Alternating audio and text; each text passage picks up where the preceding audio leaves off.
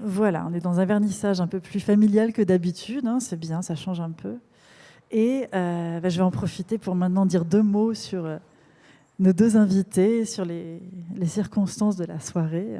Tout d'abord, un grand merci à Céline et à Maurizio pour être là ce soir, pour avoir bravé les dangers et pour s'être déplacés de Londres à Metz pour Céline et de Paris à Metz pour Maurizio.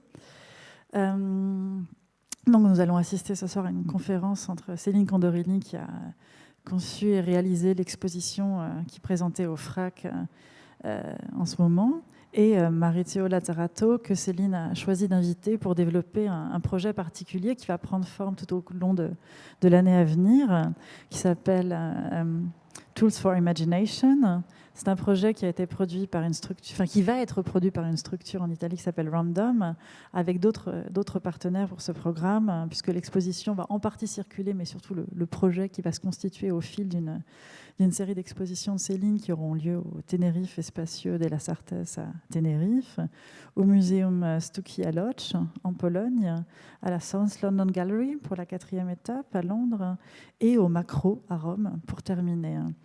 Donc on a comme ça un éventail d'expositions que Céline a combiné pour réfléchir à l'articulation entre temps de loisir et temps de travail, qui est également un élément central de l'exposition au FRAC, que Céline a conçu avec les collections des 3 FRAC du Grand Est.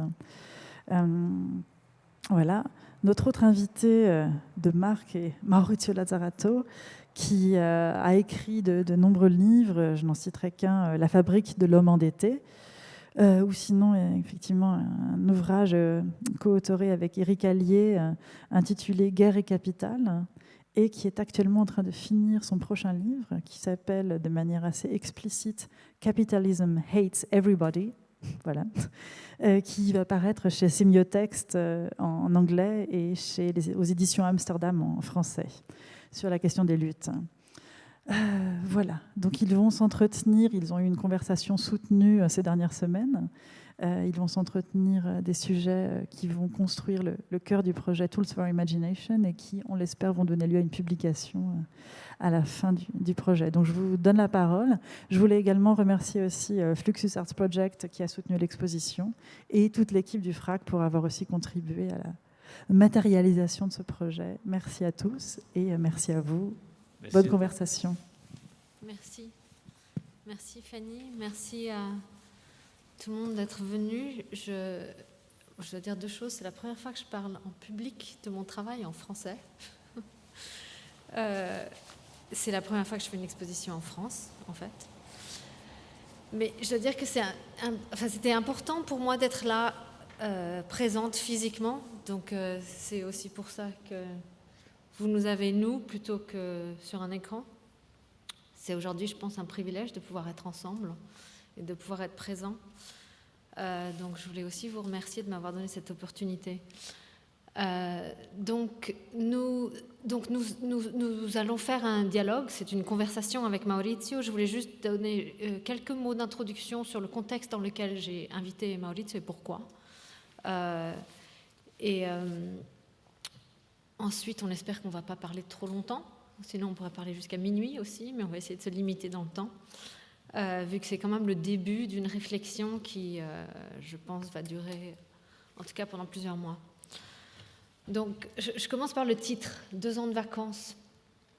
2 ans de vacances, donc dans un milieu et dans une vie qui, comme je pense beaucoup de vous, est pratiquement entièrement dominée par le travail, ou la recherche de travail, le travail ou l'absence de travail, le besoin de travail, les gens qui travaillent trop ou les gens qui ne travaillent pas assez.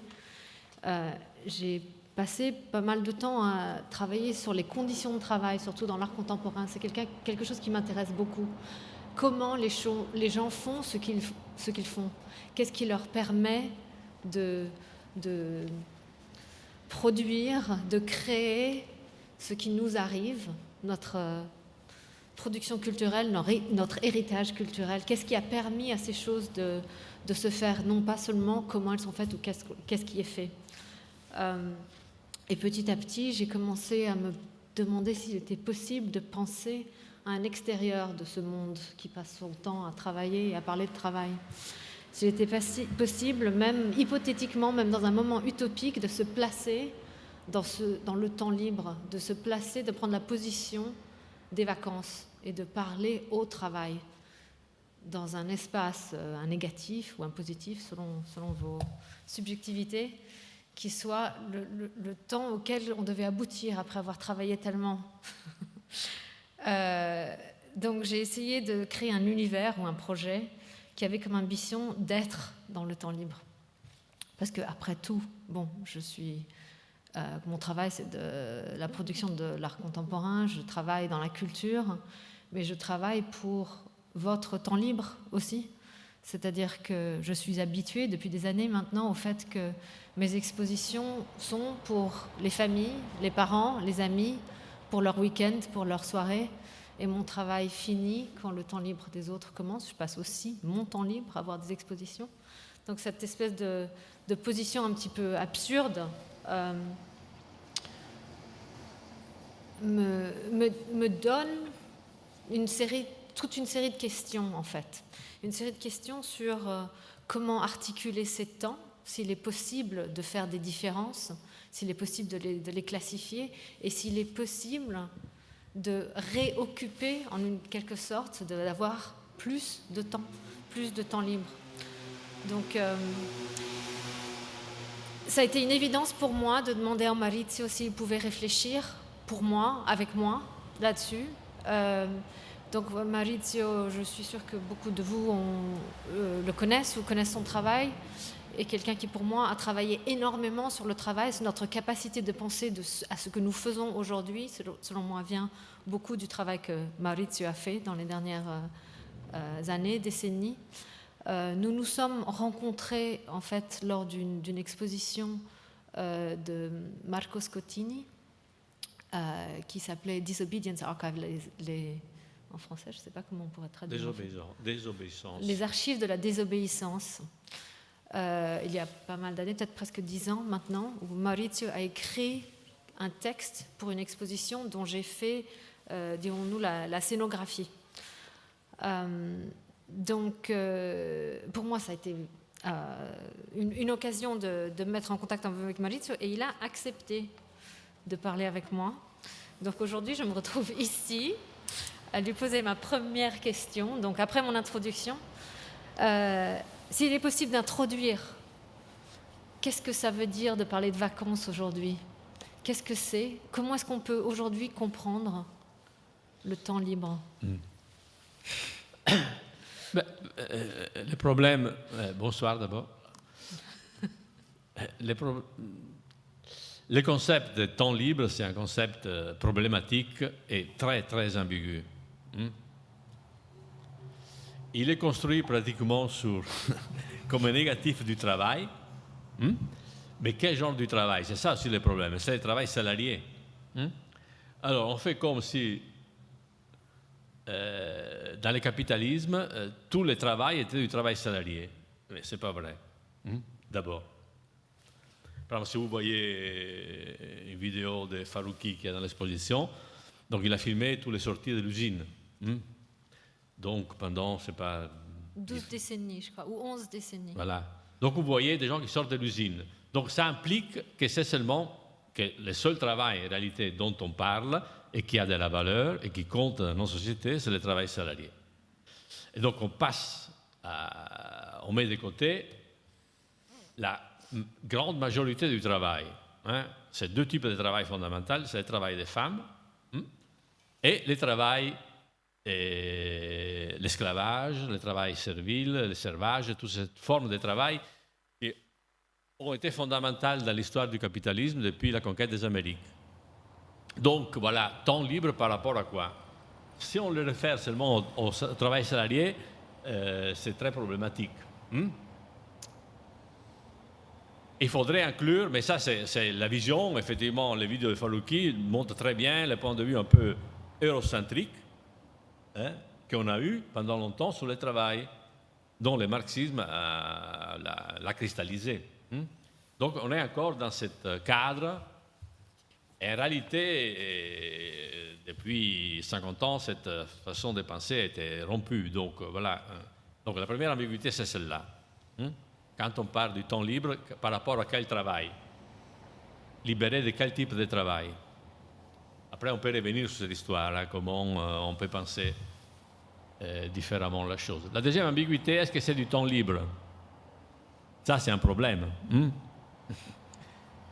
Ou est-ce que c'est du temps libéré? Donc, en réalité, là, je dis deux choses préhistoriques sur l'histoire du loisir, du temps libre. D'abord, le problème, c'est que je vais parler de deux types de sociétés qui sont pré-capitalistes, hein, et c'est très compliqué d'appliquer la catégorie du travail et du temps libre, hein, qui sont des catégories qui sont nées seulement avec le capitalisme. Avant, les gens ne connaissaient même pas, il n'y avait pas la catégorie du travail. Hein, et donc, il n'y avait pas même la catégorie du temps libre. Hein. Mais disons comme ça, s'il y a une société de loisirs, s'il y a une société de temps libre, ce n'est sûrement pas la nôtre. Hein. Ce sont les sociétés archaïques qui ont été les véritables sociétés du temps libre. Pierre Clastre a travaillé sur les sociétés amazoniennes, donc pré-capitalistes, où il a démontré que ces gens travaillaient 2h30 par jour, grosso modo, mais avec un rythme très faible. Hein, et le reste, ils passaient leur temps à jouer, à faire la fête,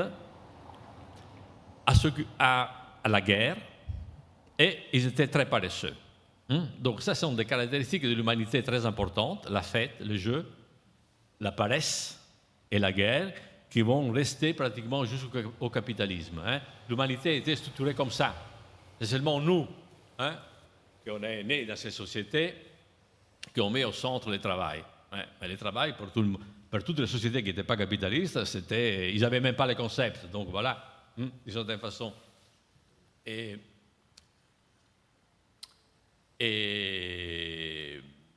donc, l'autre chose fondamentale, c'est qu'effectivement, c'était des sociétés qui déjà à l'époque, ils pensaient pas de façon, ils n'avaient pas les catégories qui séparaient travail, art, danse, musique, hein, comme on a. Pour eux, c'était une intégration des différentes formes d'activité qui constituaient la vie. Il y avait des différentes intensités de vie. Il n'y avait pas une séparation comme on connaît aujourd'hui. Et ça aussi, ça a duré jusqu'au capitalisme, hein, de façon très importante. Donc, l'humanité n'a jamais autant travaillé que depuis qu'on a le capitalisme. C'est ça la question, fondamentalement. Hein. Et on est encore dedans, cette histoire. Si vous prenez jusqu'au Moyen-Âge, au Moyen-Âge, il y avait encore cette façon de penser, cette conception de l'humanité d'une certaine façon, et donc là, on trouvait encore au centre, hein, fondamentalement, la fête et la paresse et le non-travail. La moitié des jours de l'année étaient dédiés à la fête religieuse, hein. Donc, il y avait seulement la moitié de l'année où les gens travaillaient. C'est une tradition qui s'est prolongée jusqu'au 19e. Au 19e, encore en France, on parlait du sans lundi. Hein. On ne voulait pas aller travailler le lundi. Et là aussi, on le trouve encore, surtout dans les carnavals, hein, cette façon d'exprimer cette imbrication de tous les éléments de la vie qui ne sont pas séparables. Le carnaval, c'était l'accomplissement d'une façon de penser, de la continuité de la fête dont j'ai vu dans les sociétés archaïques. On la retrouve aussi dans cette façon d'organiser la fête. La chose fondamentale est qu'il n'y avait pas une division qui est devenue classique après entre acteurs et spectateurs. Hein? C'est que tout l'art moderne a introduit. Ça n'existait pas. Il n'y avait pas cette séparation. Si on introduisait cette distinction entre celui qui agit et celui qui regarde, le carnaval n'avait pas d'existence. Donc le carnaval, c'est une fête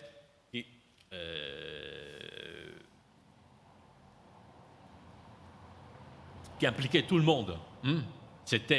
On passait d'un certain type de vie à un autre type de vie, mais c'était la communauté dans son ensemble qui bougeait. Voilà, c'est très différent de comment on vit et on pense aujourd'hui. Toutes ces choses-là ont été modifiées de façon très radicale avec le capitalisme. Et le capitalisme, c'est vraiment attaquer frontalement la fête la paresse et les jeux. Ce sont ces choses-là qu'on a dû éliminer. C'est-à-dire, pour introduire une façon... Le problème fondamental dans le capitalisme, c'est le temps. Mais le temps, pas seulement le temps du travail. C'est le temps de la vie dans son ensemble qui doit être modelé d'une façon qui puisse être compatible avec l'accumulation capitaliste. Foucault, dans des pages qu'il a dans un cours de l'École de France, a expliqué très bien cette formation du prolétariat. Si vous voulez, je vous lis seulement 2 lignes. Et on va voir effectivement que cet élément qui avait une certaine continuité donc des sociétés archaïques jusqu'à pratiquement la Renaissance va être détruit par le capitalisme. Il a fallu faire la chasse à la fête, à l'absentéisme, au jeu. Donc la chasse à la fête et l'absentéisme au jeu. À la loterie notamment, comme un mauvais rapport au temps. Il y avait un rapport au temps qui était un rapport au temps qui était imprévisible. C'était un temps qui était au jour et jour. Il y avait un problème au début. Les gens allaient travailler un mois et après, avec l'argent qu'ils avaient, ils ne retournaient pas travailler jusqu'à quand ils n'avaient pas dépensé. Donc, il n'y avait pas cette continuité dont avait besoin le capitalisme. Mais surtout, dit Foucault, ce mauvais rapport au temps, en tant que manière d'attendre l'argent, non pas de la continuité du travail, mais de la discontinuité du hasard. Donc, jouer à la loterie, c'était ça. C'était jouer et compter sur le hasard au lieu de compter sur la continuité du travail.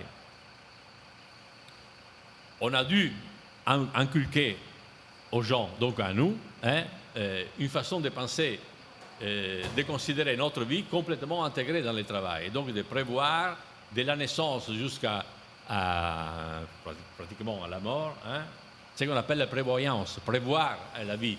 Autrefois, les gens vivaient de façon complètement différente. Donc ça, fondamentalement, très très rapidement, de manière très impressionniste, ces passages où la question du temps et du travail devient fondamentale. À ce moment-là, la chasse dont parle Foucault au jeu, au hasard et à la paresse, elle n'a pas disparu, seulement qu'elle a été industrialisée. Donc il y a une industrialisation qui va récupérer la tradition du jeu, la tradition de la paresse, donc du temps libre, la tradition de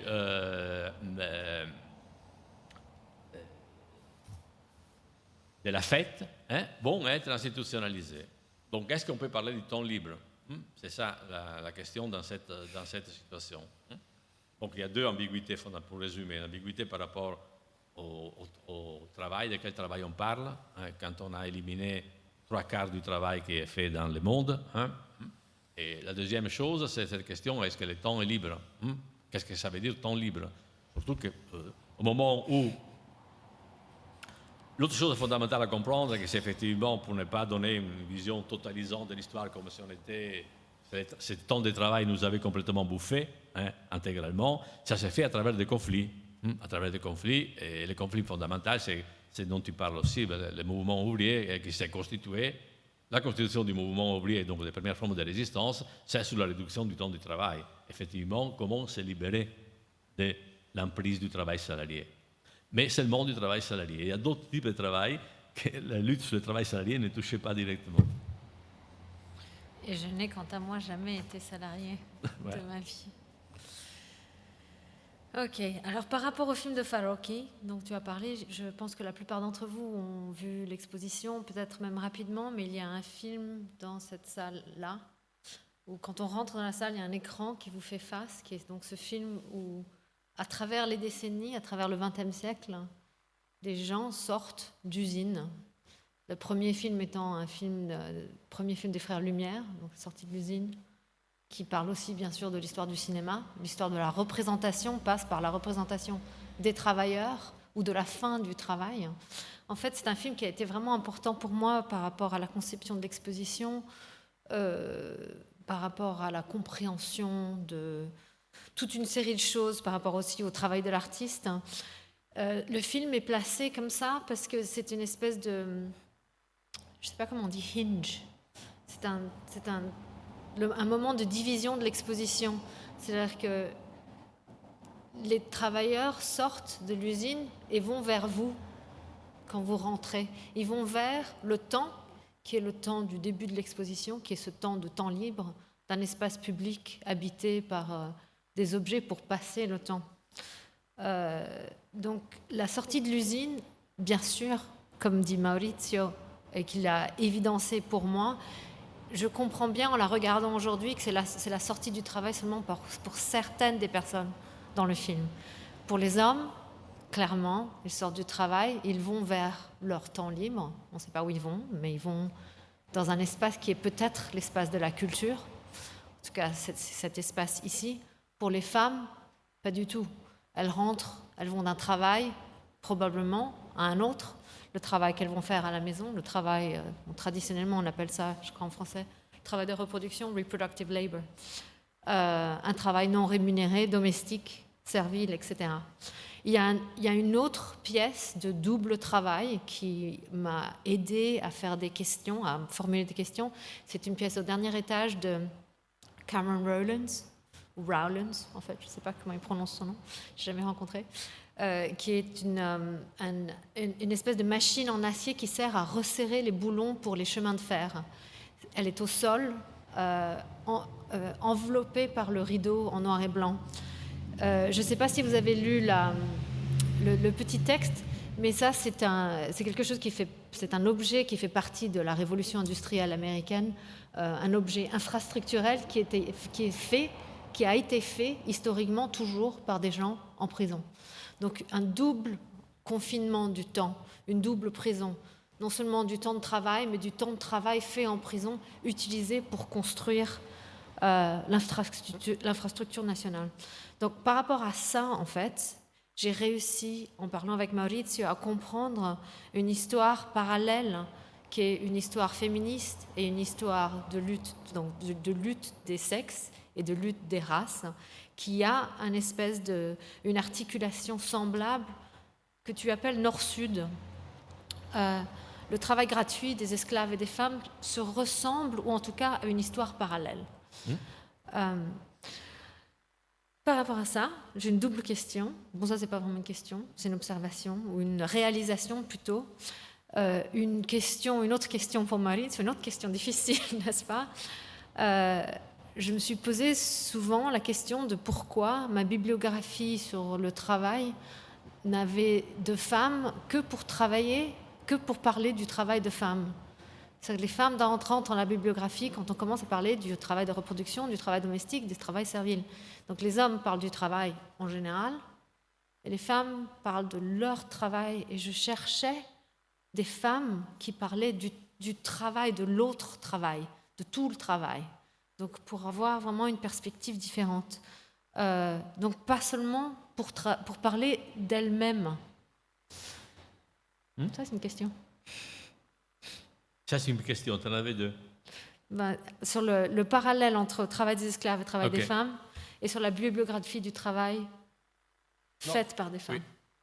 Ah, comme je disais tout à l'heure, le film de Farouk qui est très symptomatique de comment on concevait le travail jusqu'à il n'y a pas très longtemps, disons encore dans les années 60, même dans les années 70, on concevait le travail comme ça. Donc le travail, c'est ce travail fait par les ouvriers dans les usines. Ce que Marx appelait travail abstrait. En réalité, ça a été seulement, depuis toujours, depuis 4-5 siècles, et c'est seulement une partie du travail que le capital arrive à intégrer. On a pris en considération les autres formes de travail seulement quand il y a eu les luttes contre la colonisation, donc pour la libération des peuples coloniaux, et la lutte des femmes. À ce moment-là, on a pu prendre en considération d'autres types de travail. Le travail des femmes et le travail des esclaves.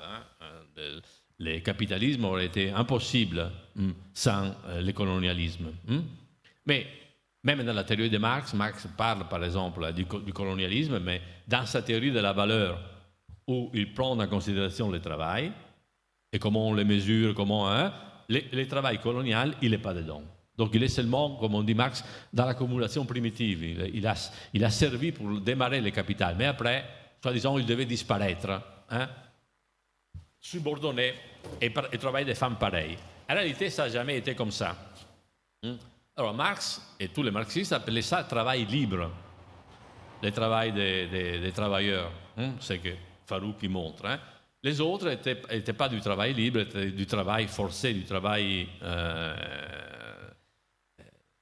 forcé, l'esclavage. Alors là, c'est fait un parallèle que le mouvement féministe a fait depuis le début entre la situation des femmes et la situation des esclaves. Ça, vraiment, depuis le début. Il y a une conjonction, mais pas seulement la deuxième vague ou la troisième vague du féminisme, même la première vague, même au XIXe siècle. On pensait comme ça, surtout aux États-Unis, où ce problème de l'esclavage était très présent. Et donc, là, on avait un parallèle très fort parce que qu'est-ce que c'est la condition de la femme ou la condition de l'esclave, du point de vue du travail, c'est le fait que le travail des femmes comme le travail des esclaves, il est approprié depuis le début. Ce n'est pas un travailleur libre, ce n'est pas comme le travail salarié que, bon, je possède ma personne et je vais la vendre sur le marché du travail. Ce n'est pas comme ça.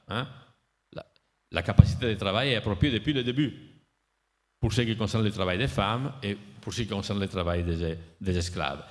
Et ce travail est un travail gratuit ou très peu payé. Donc le capitalisme a toujours vécu sur ce rapport qui après c'est entre nord et sud, et entre travail salarié, masculin si vous voulez, et le travail des femmes. Donc en réalité ce n'est pas une nouveauté, il a toujours été structuré de cette façon. Seulement qu'on ne l'a pas analysé en tant que tel. Donc il faudrait revenir sur cette question et considérer effectivement à ce moment-là qu'est-ce que c'est le travail et le temps libre pour une femme qui travaille et qu'est-ce que c'est le temps libre pour un travail servile ou servage qui existe encore. Donc vous voyez, la chose est beaucoup plus, non pas complexe, mais beaucoup plus articulée de ce que montre Farouk. Farouk est toujours concentré sur cette histoire de l'usine, ce qu'on appelle aussi travail productif, le travail qui produit de la valeur. Les autres sont improductifs. Les femmes, c'est du travail improductif. Les esclaves, c'est du travail qui n'est pas du travail capitaliste, donc on s'en approprie comme ça. Donc cette distinction malheureuse qui a été faite entre travail productif et travail improductif, en réalité, c'était une division politique que malheureusement, même le marxisme a accepté. Parce qu'on pensait que la révolution aurait été faite par les gens, les travailleurs productifs. C'était ça l'idée fondamentale. En réalité, on a vu que le travail abstrait, le travail productif, il n'a jamais mené à bien une révolution. Jamais. Les grandes révolutions ont été faites par les paysans, donc elles ont été faites en hommage du capitalisme, en Russie d'abord, en Chine, Vietnam, Afrique, toute l'Afrique. Ça ont été faites pas par des travailleurs dans le sens classique du terme. Donc les vraies révolutions n'ont pas été faites par les travailleurs. Donc c'est un truc très important. C'est-à-dire que ça change complètement la façon qu'on a de passer la chose. L'autre chose, c'est qu'effectivement, et en même temps, donc, ce type de travail qui était considéré un travail marginal, non seulement il avait une fonction économique très importante, mais il avait surtout une fonction politique très importante. Au XXe siècle, c'était un siècle de révolution. Si vous faites la liste des révolutions qui ont commencé au Mexique et arrivé jusqu'à la révolution iranienne, vous voyez, il y a une suite de révolutions, il n'y a jamais eu autant de révolutions dans le monde comme au XXe siècle, et aucune a été menée par les travailleurs productifs. Tout a été fait dans le sud global, si vous voulez. C'est très étonnant, mais c'est comme ça. La révolution en Chine, au Vietnam, en Algérie, et toutes les séries de révolutions ont été faites en Afrique, et même Donc en Amérique du Sud. à l'extérieur de l'usine, il n'y a pas de révolution. Comment? À l'extérieur de l'usine, en sortant de l'usine, on ne fait pas la révolution. Non, il y en a C'est plein la autour, conclusion. sans passer par l'usine. C'est ça l'étonnant. C'est que sans passer par l'usine, on peut faire la révolution. C'est que, si vous prenez l'exemple du Vietnam, hein, qui a battu d'abord l'impérialisme français et après l'impérialisme américain, c'est pas rien. Hein. Il a jeté à la mer 2 impérialismes de suite, a été fait par des paysans. Hein. Donc, comment est-il possible que des paysans, donc des travailleurs qui ne sont pas en principe des travailleurs productifs, hein, qui n'étaient pas dans le cycle de la production capitaliste, aient cette puissance politique? Donc, manifestation aussi bien économique que politique très importante de ce travail qui jusqu'à maintenant, jusqu'à les années 60, n'était pas considéré. Et de l'autre côté, l'affirmation dans les années 70 des femmes. Hein, les femmes, et là, on a discuté de ces choses-là seulement parce que les gens ont posé politiquement la question. À ce moment-là, a émergé la question du travail des femmes. Alors, non, je ne comprends pas la question que tu m'as posée sur la bibliographie. Non, mais écoute, il y a plein de choses qui ont été pensées surtout dans les années 70. Les années 70, c'est un moment, donc, ce qu'on appelle la deuxième vague du féminisme était très importante. C'est là qu'on a commencé à poser la question, mais pas seulement du travail. Donc, il y a un féminisme français spécifique, hein, que moi je trouve très intéressant, le plus intéressant de mon point de vue.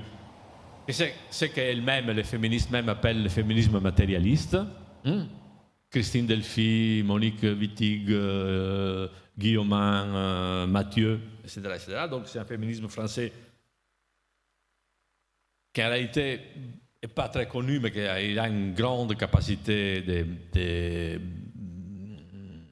théorique, à mon avis, qui ne pose pas seulement la question du travail, même. La question du travail vient après. Il pose d'abord la question de la formation de la subordination des femmes. Pourquoi les femmes ont été subordonnées? Et comment ont été subordonnées? À partir de cette oppression, de cette subordination, après arrive aussi bien la différence sexuelle que le travail. Donc, ce n'est pas vrai que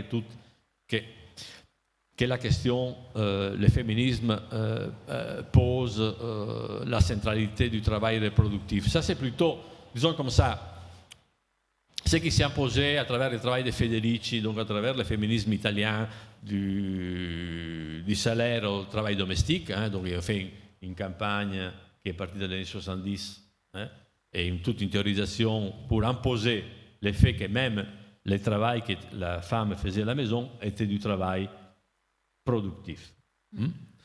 Était un travail qui était productif parce qu'il participait de la formation de la force de travail. Hein. Marx dit que l'élément fondamental de la production capitaliste, c'est la force de travail. Donc les féministes, dans les années 70, se disent mais qui forme cette force de travail? C'est-à-dire qui l'a fait naître, qui l'a fait grandir, qui l'a éduqué, tout ça. Donc ils ont dit c'est nous. Mais là, donc cette façon, c'est une façon spécifique par ce type de féminisme. Je répète, c'est surtout un féminisme qui est parti de l'Italie et des États-Unis en même temps, hein, qui revendiquait les salaires au travail domestique. Hein. Là, ils ont centré la question sur le travail reproductif. Et déjà, appeler ça travail reproductif, c'est déjà être subordonné au travail productif. Hein. Donc, il y a un travail productif qui produit, et après, il y a un travail reproductif qui reproduit la société, disons.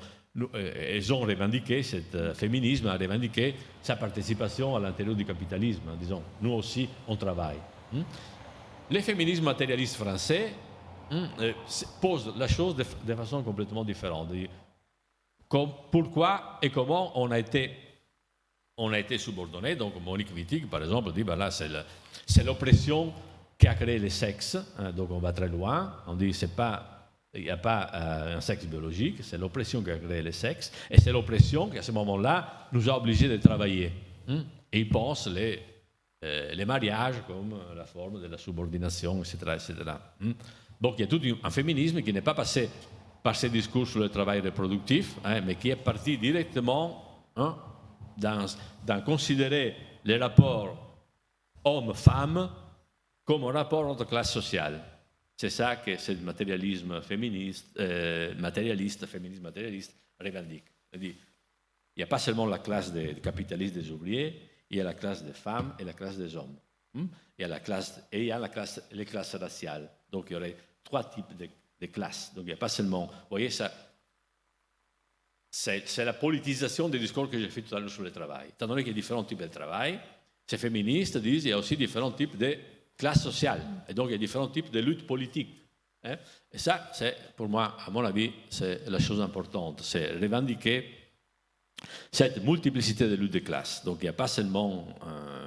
et de cette façon,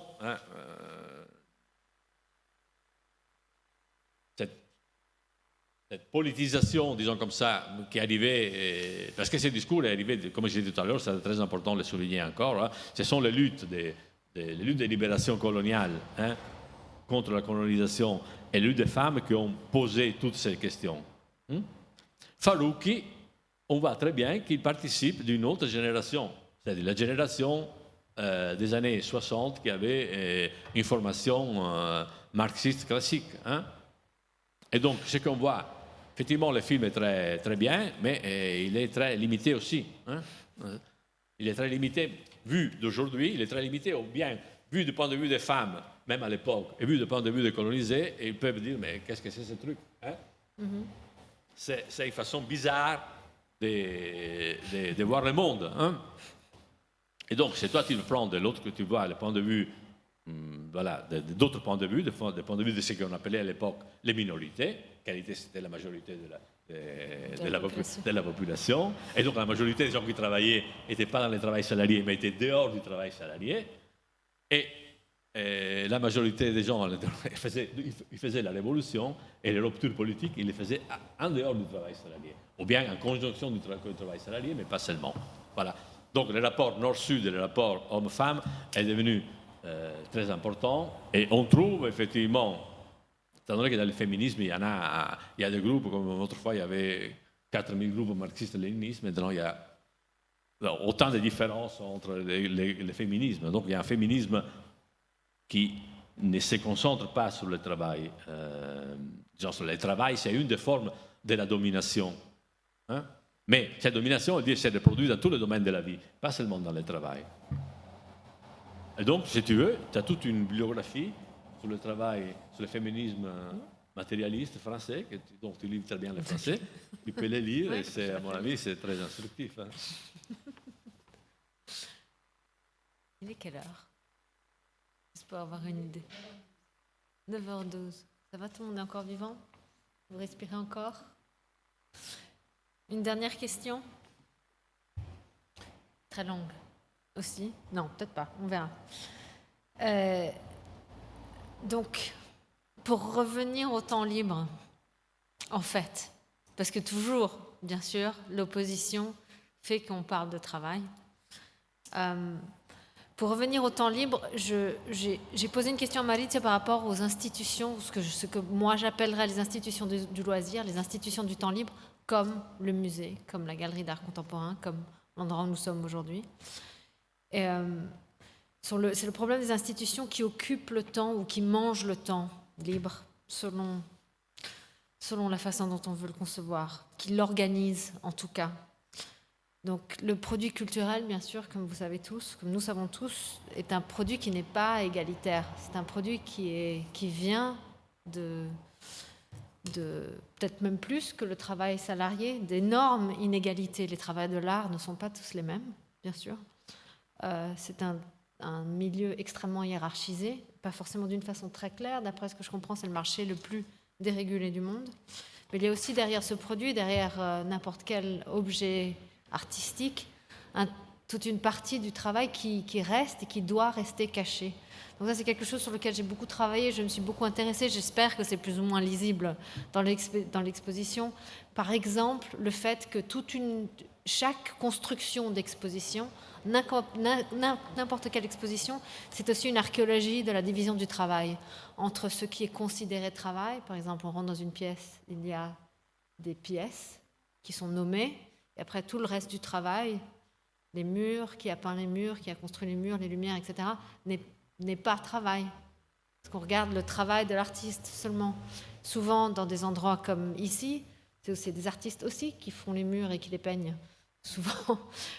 Donc cette hiérarchie du travail par rapport à ce qui est reconnu, ce qui n'est pas reconnu, ce qui rentre ou ce qui sort d'une production artistique, c'est quelque chose qui m'intéresse beaucoup, sur lequel j'ai essayé de travailler. Une des raisons pour lesquelles toutes les personnes qui ont travaillé sur la production matérielle de l'exposition sont nommées à l'entrée de l'exposition. Donc, une de mes questions, c'était pourquoi ne pas inclure toutes ces autres voies, tous ces autres travails, pourquoi ne pas inclure tout le travail qui permet la lecture du travail. Donc, par rapport à ce thème qui me touche énormément, je voudrais te demander quel est le rôle, ou quel peut être le rôle ou la responsabilité de l'institution du temps libre. C'est compliqué. Mais... C'est compliqué. Ben, d'abord, il y a différentes... Non, d'abord, je vais dire aussi, moi j'ai découvert cette histoire de l'organisation des marchés du travail artistique parce que j'ai milité longtemps dans la coordination des intermittents et précaires d'Île-de-France. Donc les intermittents avaient fait des luttes très importantes à partir de 2003. Je ne sais pas si vous vous rappelez, peut-être pas. Mais ils ont fait des luttes très, très dures et très importantes. Et là, on a fait un travail de recherche où on a effectivement constaté que les marchés du travail artistique, il est très inégalitaire.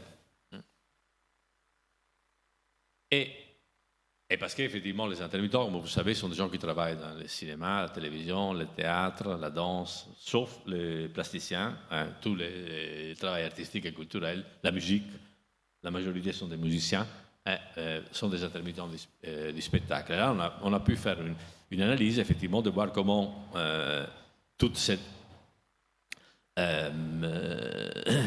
travail culturel et l'autre face du travail culturel. Vous vous rappelez la première année de la grève, en 2003, il y a eu l'annulation du Festival d'Avignon. Et c'était donc le festival historique français, etc. Et il y a eu non seulement les blocages des spectacles, mais les blocages de l'infrastructure touristique.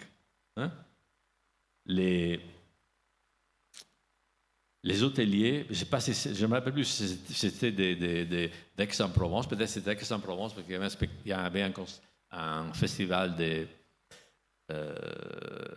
d'art lyrique. Ils ont posé plainte pour la perte qu'ils avaient eue. Donc en réalité, l'industrie du temps libre, ou les institutions du temps libre sont très articulées. Il n'y a pas seulement les musées, il y a l'industrie touristique, c'est la plus importante. Disons comme ça, s'il y a un modèle d'exploitation du temps libre, c'est les touristes, je pense. Mais il y en a d'autres. Les temps libérés du travail, soi-disant libérés du travail, est occupé par ce type d'industrie. Ce sont des industries chronophages. La télévision, à mon avis, c'est très important. Toutes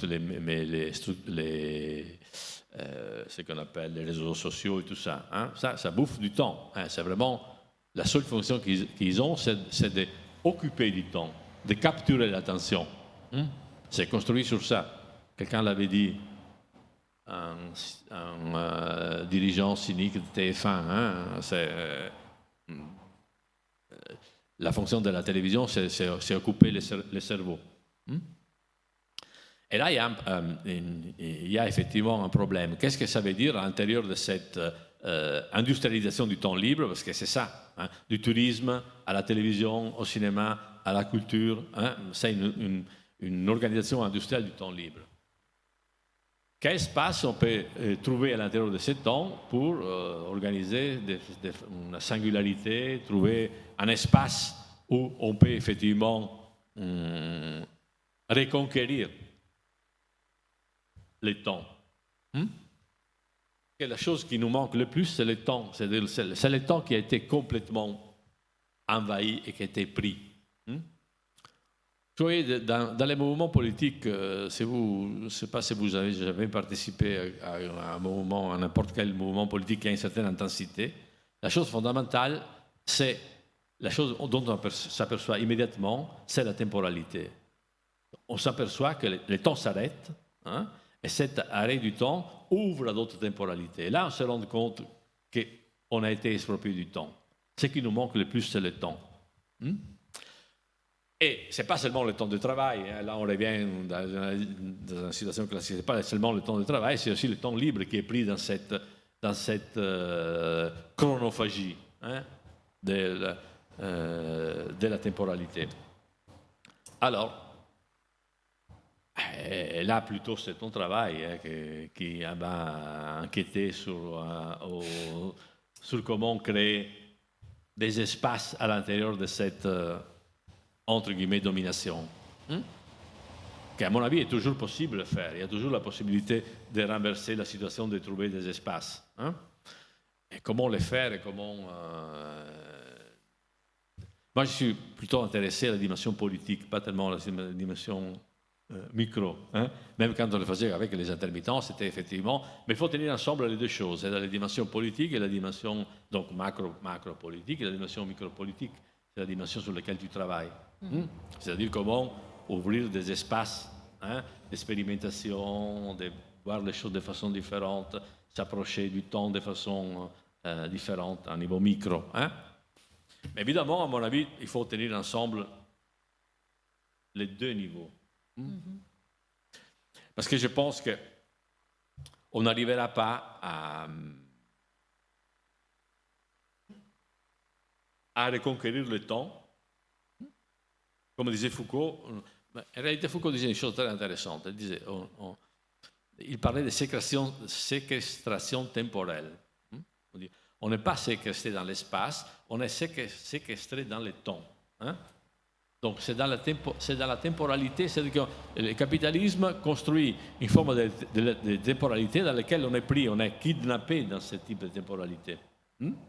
Donc on n'est pas à avoir un point de vue totalisant sur le fait qu'on est complètement...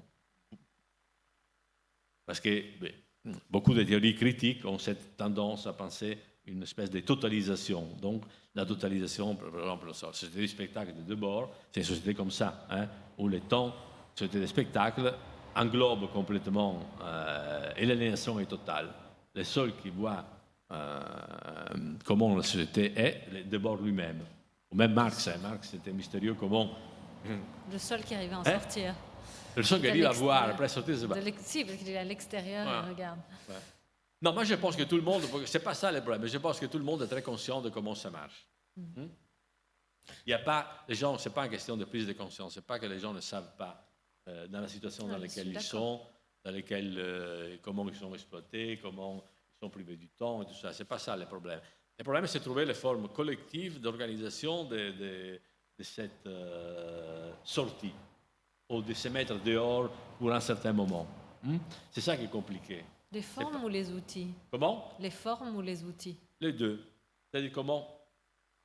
Je répète, moi je ne crois pas à cette théorie de la servitude volontaire, de la Boétie, etc., qui après arrive jusqu'à Spinoza. Je ne pense pas que les gens soient volontairement ou indirectement subordonnés. Hein? Ils savent très bien dans la situation dans laquelle ils sont. Le problème, c'est comment ouvrir cet espace. Après, c'est ouvrir le temps en réalité. Hein? Ce n'est pas tellement ouvrir l'espace, c'est ouvrir le temps. Hein? Et le temps s'ouvre dans certaines situations. Hein? Il ne s'ouvre pas complètement. Donc, il faut profiter de cette ouverture du temps, qui normalement arrive toujours quand il y a des ruptures politiques importantes, je pense. Hein?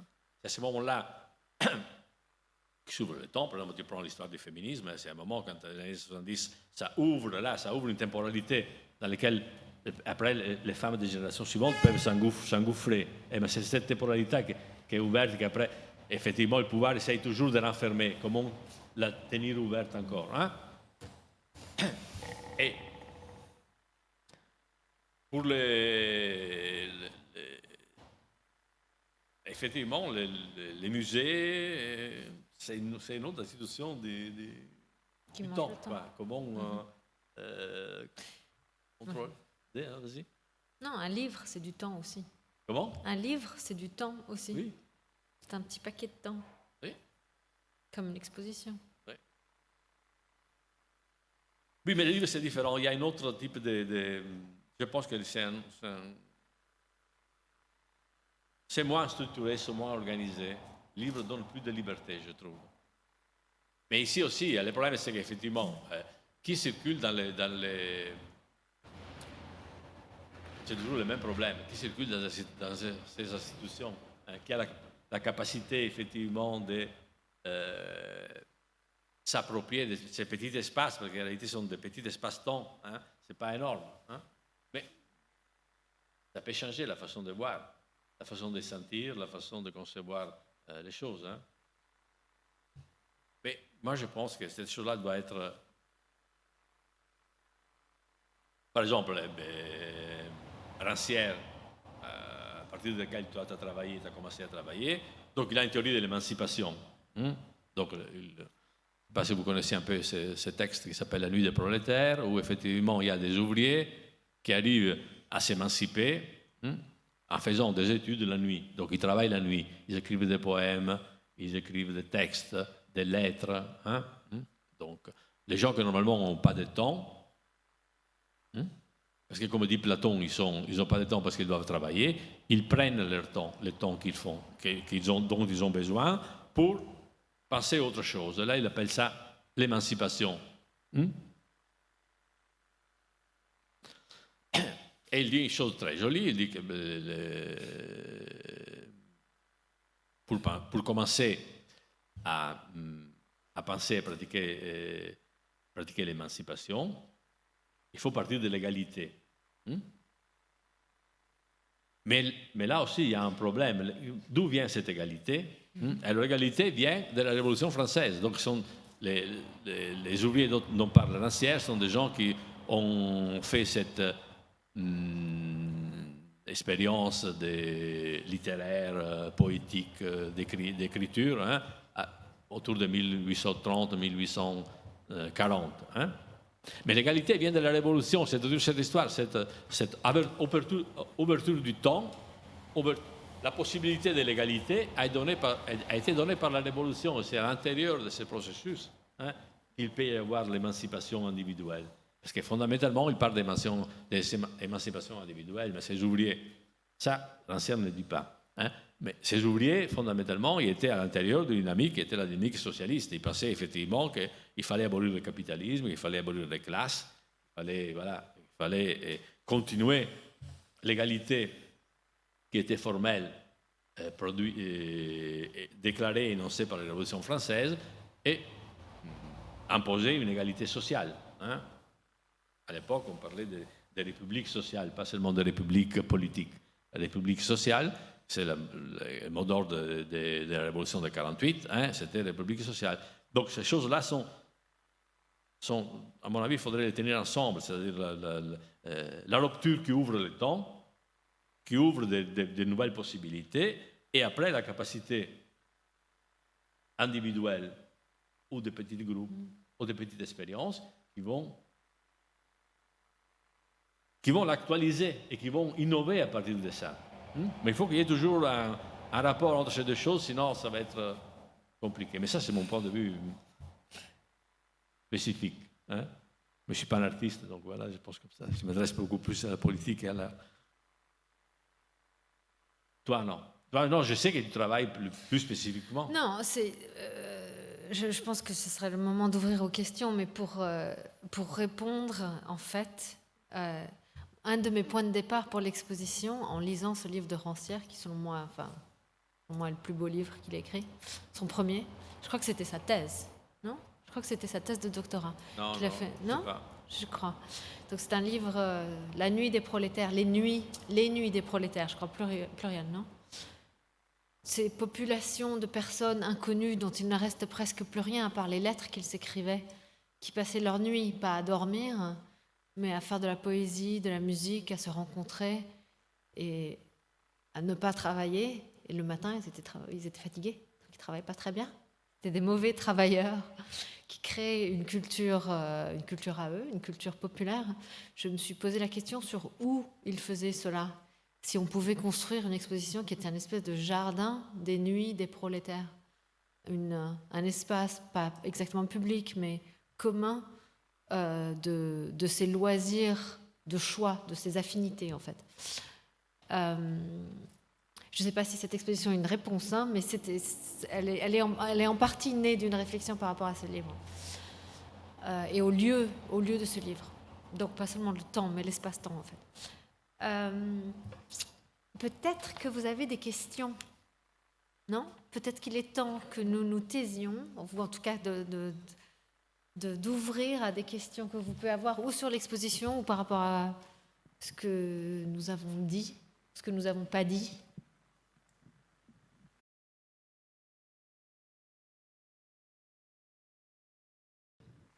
Oui, mais ce que j'ai dit, c'est-à-dire que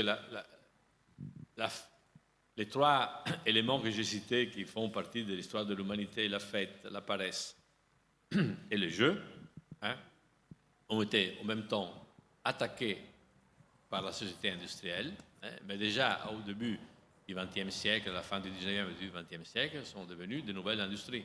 Hein. L'industrie, et surtout aux États-Unis, hein, c'était la façon de faire de ce temps, hein, une forme d'accumulation de richesses également. Hein. Donc on est passé d'un capitalisme industriel classique, où ce type d'activité était pratiquement réduite, au capitalisme qu'on est en train de vivre. Hein. Donc on passe notre temps, où le sport aussi, toutes ces activités sont devenues des activités absolument productives. Vous ne pouvez plus voir un match de foot sans être abonné à quelques télévisions. C'est impossible. Hein. Et donc voilà, dans les années 60, ça, quand j'étais petit, c'était inconcevable. On regardait un match, un demi-mi-temps par semaine dans les années 60. Maintenant, on est submergé par les matchs de foot, hein, par tout type de sport, par le basket aussi, mais c'est tout organisé par la télé. Hein. Et donc, effectivement, c'est devenu une grande affaire industrielle. Hein, c'est une grande... ça, c'est vrai. Hein. Donc, mais ça, c'est une constatation qu'on a fait depuis longtemps. Ce qu'on essaie de comprendre, c'est effectivement comment, dans cette organisation industrielle du soi-disant temps libre, on arrive quand même, hein,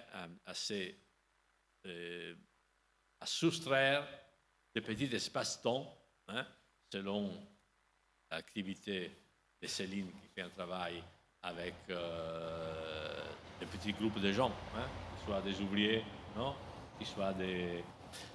Moi, ça m'intéresse plutôt la dimension plutôt plus politique, mais c'est les mêmes questions, c'est-à-dire comment rompre cette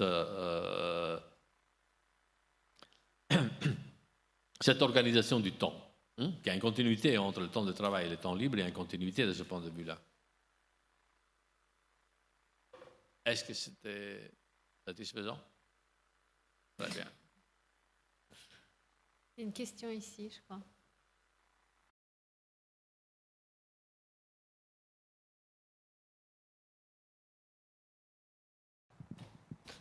Tu veux parler sur le temps du confinement? Non, tu veux parler de toi? Moi, je parle du temps de la guerre, vas-y. Je peux. Le temps de la guerre, non, je n'ai pas du tout envie d'en parler. Alors, ma réponse, ce sont des exemples. Hein. Il y a un site web qui regroupe les œuvres littéraires qui ont été écrites en prison, qui sont presque toutes disponibles en ligne. Je crois que c'est fromtheprison.com, un truc dans le genre. Des livres qui sont très connus, hein, comme des livres du Marquis de Sade ou d'Antonio Negri, qui ont été faits en prison, mais une richesse extraordinaire d'une littérature à laquelle on ne pense pas forcément de cette façon-là, qui vient de confinement, qui naît dans des prisons. Bon, la prison n'est pas le seul confinement, hein, bien sûr. Il y a plein d'autres confinements, comme l'école, par exemple. Et une autre chose qui me vient à l'esprit, qui est... donc nous avons une amie en commun qui s'appelle Angela Melitopoulos, qui est une cinéaste que j'aime beaucoup et que j'admire beaucoup, qui a fait un film vraiment merveilleux qui s'appelle The Cell sur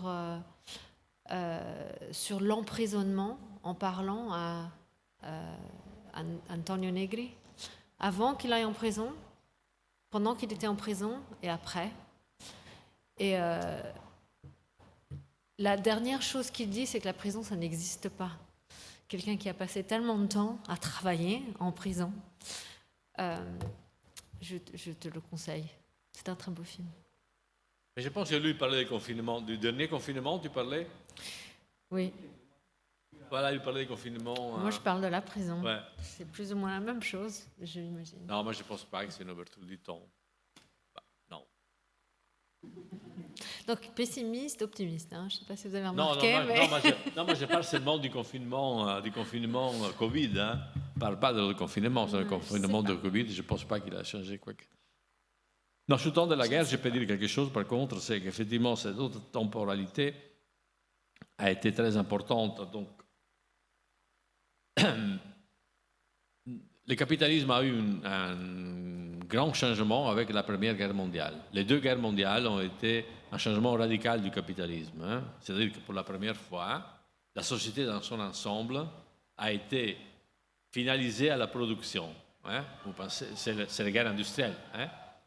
Mais être finalisé à la production, ça signifie que si la société, pas seulement les ouvriers, pas seulement, mais toute la société, toutes les fonctions sociales ont été canalisées pour produire plus, hein, mais en fonction de la destruction.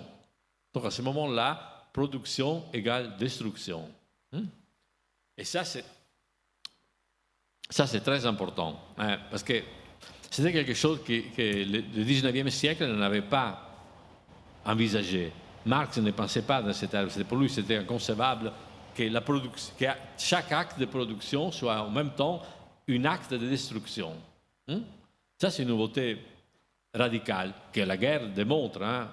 Keynes disait, par exemple, vous pouvez vérifier la bonté des systèmes que je propose, parce que la guerre pousse aux extrêmes la productivité. Mais pousser aux extrêmes la productivité, ça veut dire pousser aux extrêmes la destructivité aussi. Le problème, c'est cette caractéristique du capitalisme, et donc là, le temps de la guerre devient un temps productif, destructif en même temps. Hein. Vous savez, ça a été une productivité énorme, même du point de vue scientifique. Hein. La plupart des technologies qu'on utilise encore maintenant, même les technologies digitales, tout ça, ont été inventées pendant la Deuxième Guerre mondiale. Disons, ça a commencé par là. Ça a commencé pendant la Deuxième Guerre mondiale. Et donc, il y a une productivité énorme qui s'est développée, mais cette productivité était en même temps, voilà, ça aboutit à quoi? Ça aboutit à la guerre, mais ça aboutit à la bombe atomique. Et là, maintenant, ce rapport entre destruction, production et destruction ne s'est pas renversé. Au lieu d'être concentré dans la guerre, il est dilué dans la destruction de la planète. Mais je pense qu'on est dans cet engrenage. Hein. Chaque acte productif et chaque acte de consommation, en réalité, c'est en même temps un acte destructif. C'est-à-dire, on détruit les conditions écologiques et ambientales dans lesquelles on vit. Donc, la Première Guerre mondiale a été vraiment une rupture. Hein. Le temps de la guerre est devenu un temps productif, destructif. Et ce temps, moi, je pense, il s'est reproduit. On est encore dans cette logique. Hein. Donc, la plupart de n'importe quel type de travail en réalité et n'importe quel type de consommation, c'est en même temps une production, mais en même temps, on le sait, hein, on est en train de cumuler des déchets qui sont comparables à la production qu'on fait, on ne sait pas où les mettre, la pollution, la destruction, voilà, c'est ça. Donc, le temps de la guerre était vraiment un changement, un tournant dans l'histoire du capitalisme dans lequel on est encore dedans. Donc, je pense de répondre comme ça. C'est vrai de dire que c'est pessimiste, mais ce n'est pas pessimiste. Non, pas du tout. Et non, c'est la situation dans laquelle on est, non? Ou non? Oui.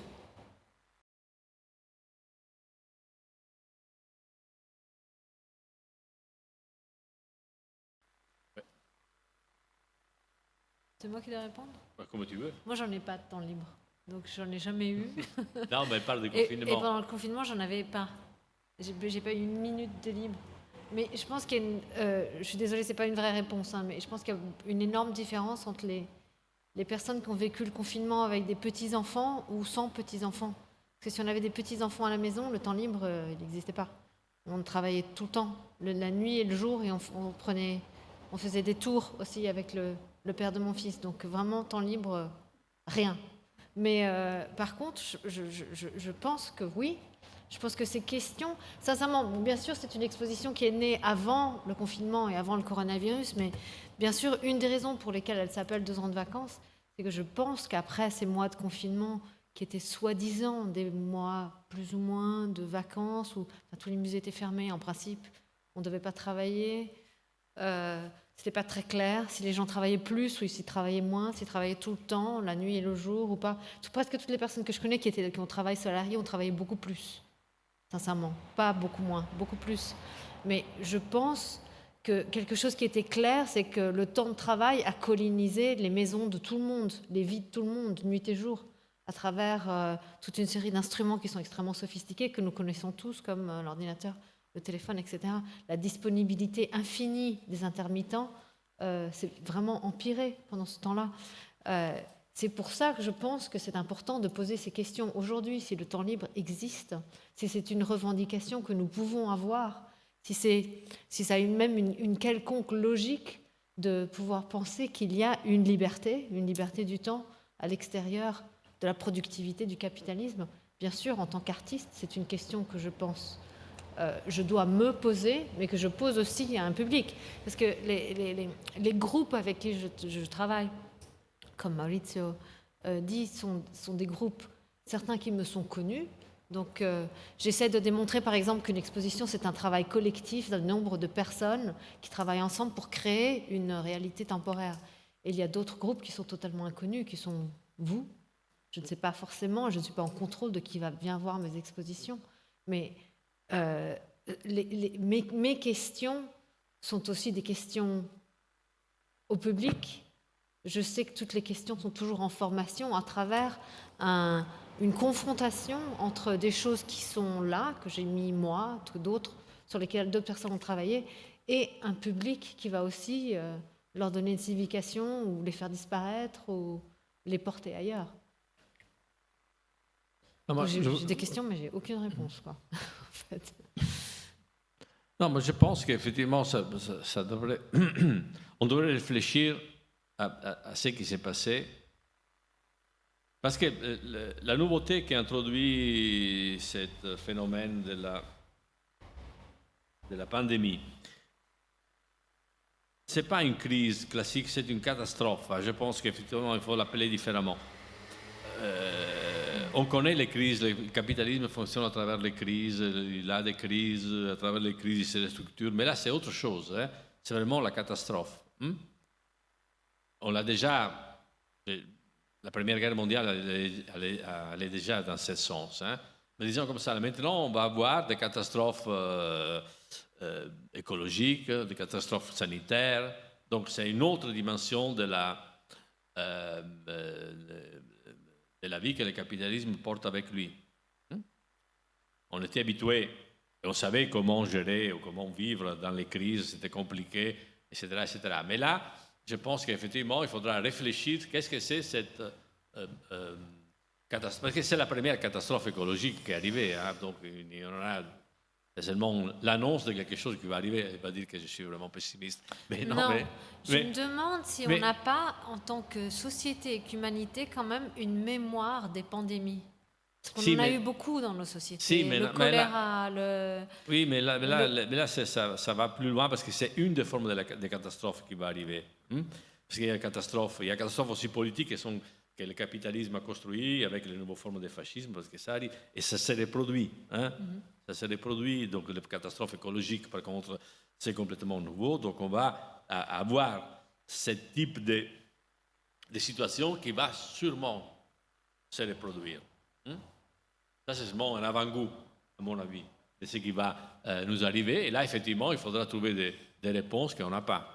Donc il faudrait trouver une façon de se rapporter à cette situation de façon complètement différente. Et je pense que là, par contre, la réflexion est n'avance pas rapidement. On pense de pouvoir repartir comme avant. Donc on va seulement... C'est une façon très classique, comme on a pensé la guerre, c'est une parenthèse. Hein? C'est la Première Guerre mondiale, le fascisme, le nazisme, c'était des parenthèses. C'était les mal qui arrivaient à ce moment, mais nous, on est une société saine, donc on va reprendre ce qui était avant. Et après, et c'est pas vrai, hein? Et par les catastrophes, c'est pareil. Ça va être pas une parenthèse, hein? Elle est enracinée dans la façon avec laquelle on a organisé la société, je pense. Hein? Non. Si, je suis tout à fait d'accord. Je ne pense, je ne sais pas comment on en discute en France. Je ne pense pas que la pandémie a été discutée comme catastrophe écologique. Elle est souvent discutée comme catastrophe sanitaire. Et il y a cette idée justement que, enfin, pourtant, hein, si on fait la comparaison, c'est une réponse vraiment longue. Hein. Je me suis souvent posé la question des sacrifices qu'on demande par rapport à la crise du coronavirus. Ils sont énormes par rapport aux sacrifices qu'on demande par rapport à la gestion d'une crise écologique. C'est-à-dire de ne pas utiliser de plastique par rapport à rester à la maison pendant 2 mois, on ne peut pas vraiment comparer. Hein. Et pourtant, cela semble inconcevable de changer un système de vie, non pas seulement individuel, mais un système de production, un système de société.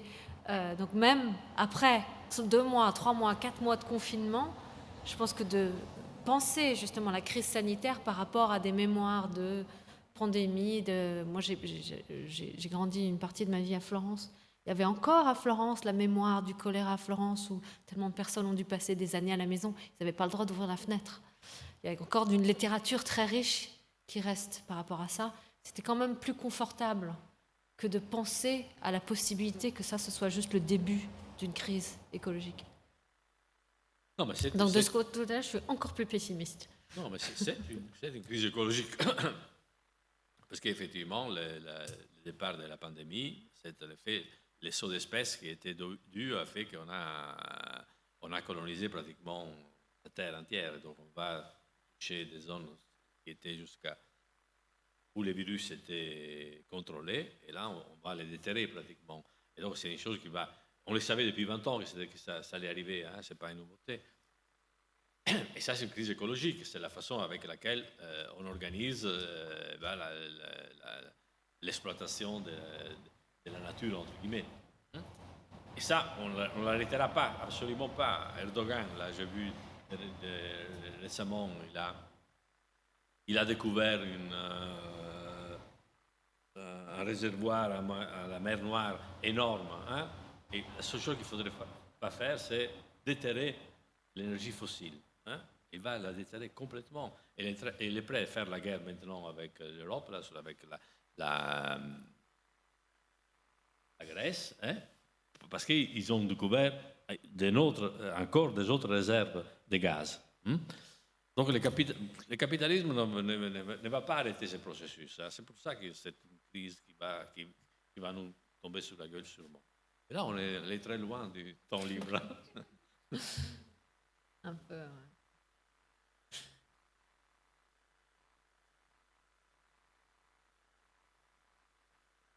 Il n'y a plus de questions. On peut sinon ouvrir la discussion de manière plus informelle pour ceux qui ont encore envie d'échanger. Je ne sais pas s'il y a des questions. On n'a pas déprimé tout le monde. Non. Merci beaucoup Céline et Maurizio. Et bravo pour cet échange. Bravo.